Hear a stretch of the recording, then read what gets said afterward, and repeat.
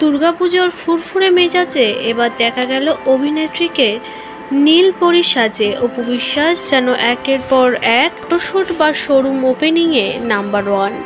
তাই তো এবার নীলপরী সেজে রিলস ভিডিওতে গা ভাসিয়েছেন। ফটোশুটে দেখা গিয়েছে তাকে।